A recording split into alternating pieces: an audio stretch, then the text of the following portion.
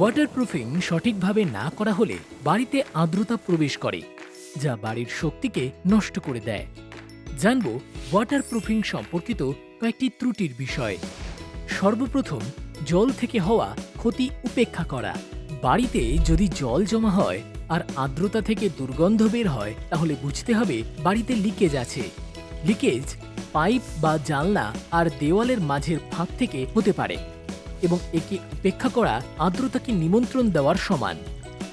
দ্বিতীয় কথা হলো ভুল ঢাল। বাড়ির আশেপাশে জমির ঢাল যদি আপনার বাড়ির ভিতের দিকে হয়, তাহলে বাড়ির ভিতের কাছে জল জমা হবে। ছাদের ঢাল যদি সঠিক না হয়, তাহলে জল বয়ে যাবে না আর আর্দ্রতা বাড়ির মধ্যে ঢুকবে।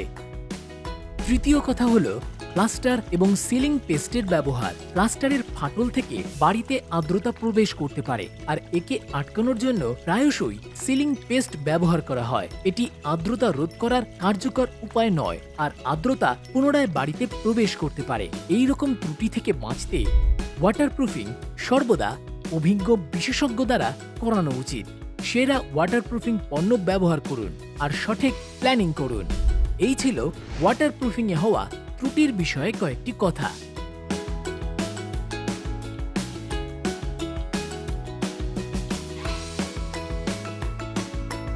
আরও তথ্য পেতে আপনার নিকটের আল্ট্রাটেক বিল্ডিং সলিউশন স্টোরে যান।